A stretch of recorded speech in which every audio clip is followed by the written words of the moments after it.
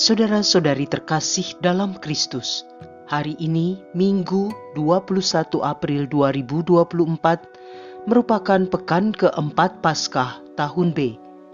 Bacaan dibawakan oleh Teresia Suminto dan Teresia Siska Chandra.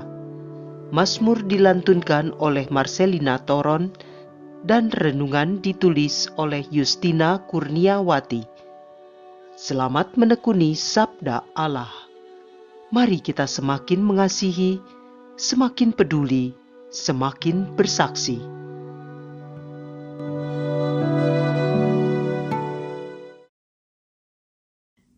Dalam nama Bapa dan Putra dan Roh Kudus. Amin.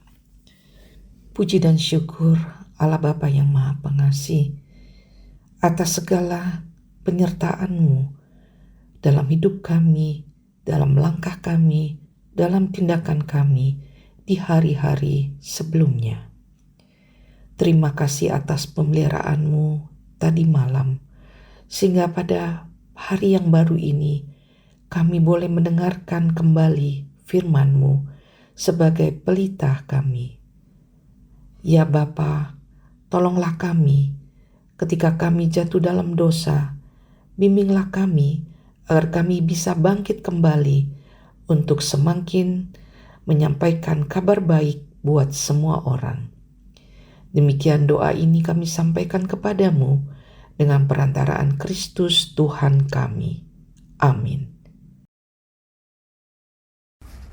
Bacaan dari Kisah Para Rasul Bab 4 ayat 8 sampai 12. Tatkala di hadapan kepada Mahkamah Agung Yahudi karena telah menyembuhkan seorang lumpuh, Petrus yang penuh dengan Roh Kudus berkata,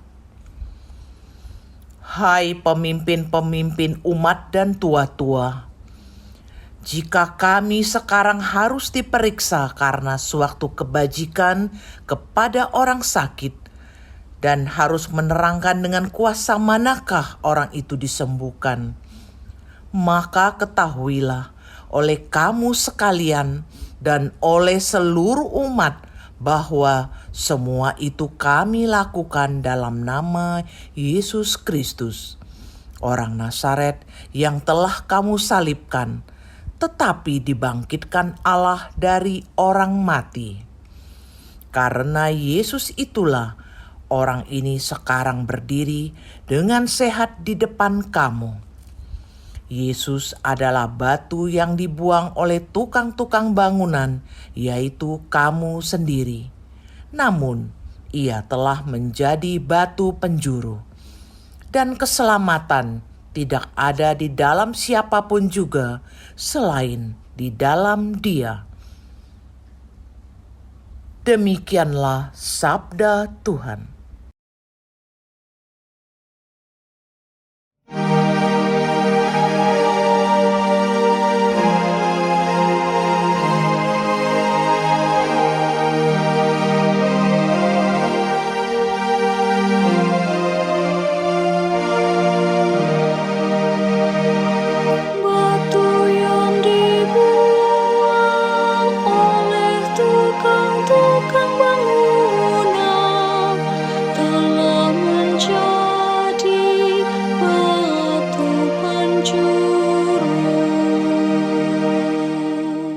Bersyukurlah kepada Tuhan, sebab Ia baik.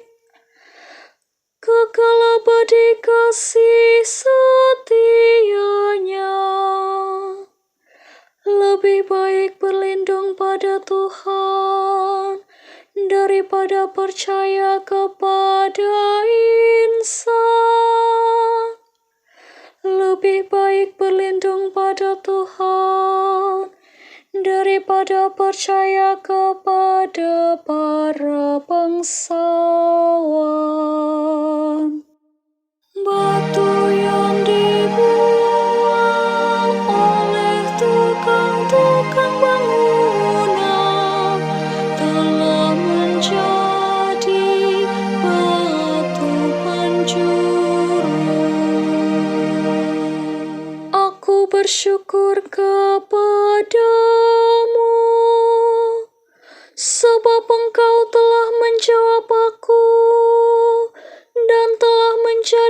keselamatanku. Batu yang dibuang oleh tukang-tukang bangunan telah menjadi batu penjuru. Hal itu terjadi dari pihak Tuhan, suatu perbuatan ajaib di mata kita. Batu yang dibuang oleh tukang-tukang bangunan telah menjadi batu penjuru. Diberkatilah Dia yang datang dalam nama Tuhan. Kami memberkati kamu dari dalam rumah Tuhan. Allahkulah Engkau. Aku hendak bersyukur kepadamu, Allahku. Aku hendak meninggikan Dikau. Bersyukurlah kepada Tuhan, sebab Ia baik. Kekal abadi kasih setianya. Batu yang dibuang oleh tukang-tukang bangunan telah menjadi batu penjuru.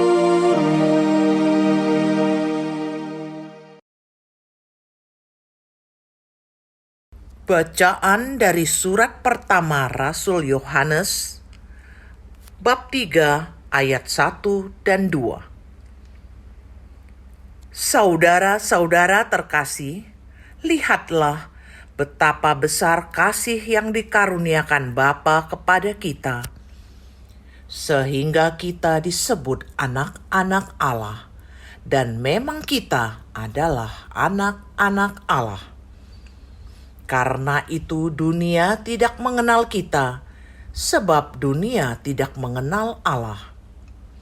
Saudara-saudaraku yang kekasih, sekarang kita adalah anak-anak Allah, tetapi belum nyata bagaimana keadaan kita kelak.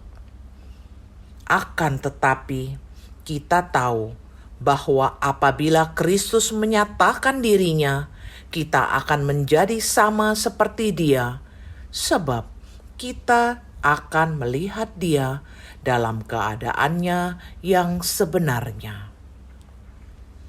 Demikianlah sabda Tuhan.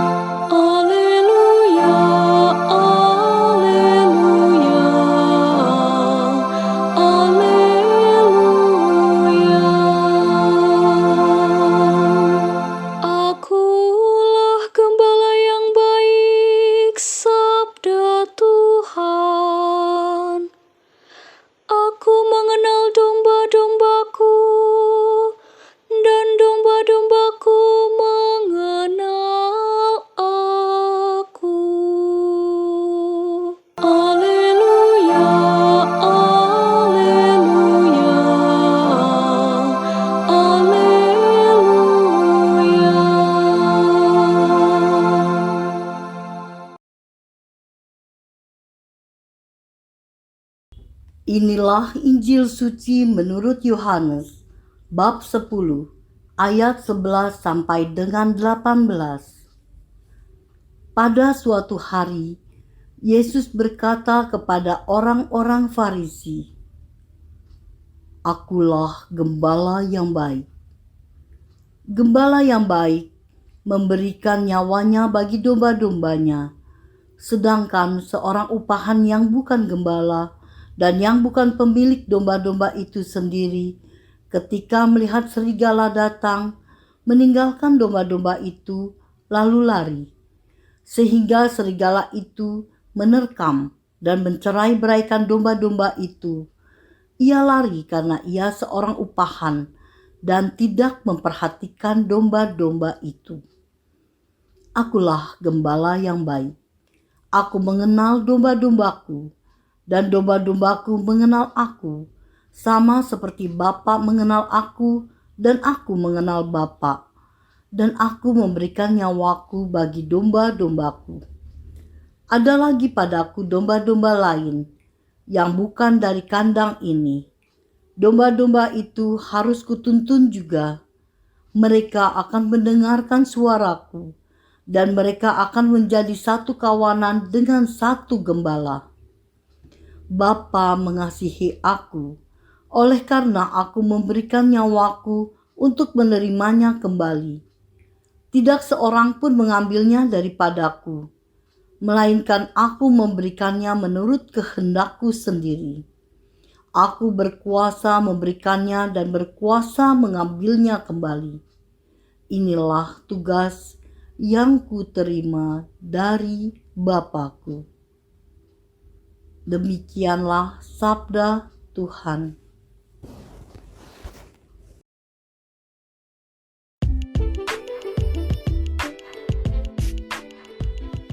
Menjadi gembala Kristiani.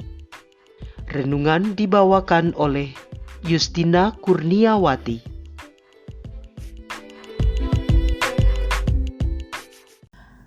Menjadi gembala Kristiani yang baik seperti Yesus diharapkan dapat dilakukan oleh setiap orang Kristiani yang disesuaikan dengan perannya masing-masing.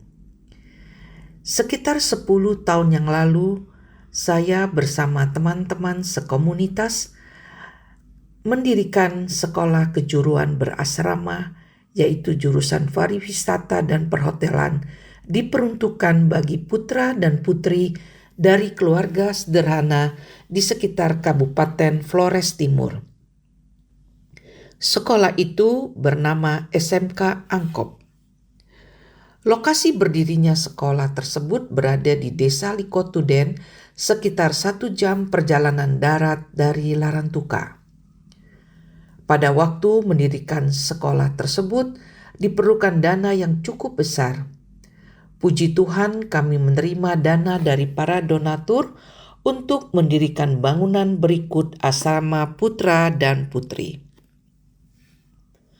Awalnya, kami pesimis untuk bisa melaksanakan tugas perutusan ini. Tetapi Tuhan merestuinya sehingga tahun 2014 pembangunan sekolah bisa dimulai.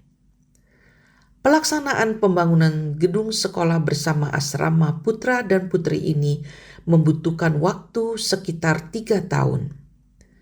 Pada tahun 2017, untuk pertama kalinya, sekolah mulai beroperasi dan menerima murid baru. Setelah pembangunan sekolah dan asrama selesai, maka tugas pelayanan selanjutnya adalah mendidik dan membimbing anak-anak tersebut untuk pertumbuhan iman Katolik maupun untuk pendidikan akademisnya. Untuk mendidik anak-anak yang jauh dari kota besar jelas mempunyai kesulitan dan tantangan tersendiri dan sangat tidaklah mudah. Di samping harus memenuhi nilai akademis, nilai-nilai etika harus diterapkan juga. Selain itu, perilaku keseharian mereka menyimpang dari nilai-nilai Kristiani yang seharusnya. Kami ikut ambil bagian dalam pengembalaan iman dan pembentukan karakter mereka, dan kesempatan ini muncul saat mereka praktek kerja lapangan di Jakarta. Saya memberikan mereka tumpangan untuk tinggal di rumah, serta mengontrol kegiatan mereka dan membawa mereka dalam pertemuan-pertemuan pembinaan anak-anak muda di dalam komunitas. Mereka bisa menjadi domba yang tersesat di tengah kota metropolitan. Saya terpanggil untuk mengenal dan membimbing mereka, walaupun mereka tidak ada hubungan keluarga dengan saya, supaya mereka jangan sampai tersesat seperti yang dikatakan Yesus dalam Yohanes 10 ayat 16. Ada lagi padaku domba yang bukan dari kandang ini. Domba itu harus kutuntun juga. Mereka akan mendengarkan suaraku, dan mereka akan menjadi satu kawanan dengan satu gembala. Menjadi gembala bagi orang lain adalah tugas setiap orang Kristiani. Tugas penggembalaan ini identik dengan pemimpin Kristiani, yaitu Yesus Kristus.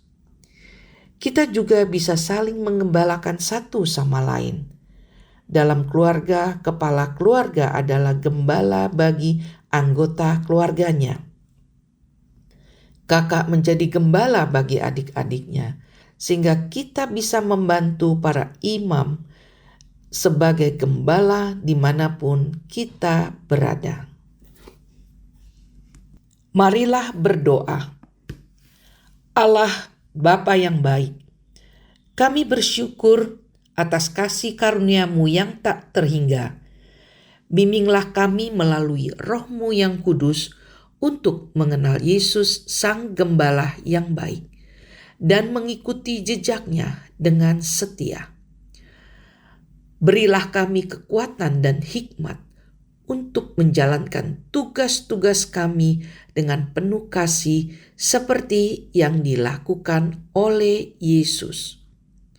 Sang Gembala yang baik, bimbinglah kami dalam setiap langkah dan jadikanlah hidup kami menjadi cermin kasih dan belas kasihan-Mu kepada sesama kami. Amin. Dalam nama Bapa dan Putra dan Roh Kudus. Amin.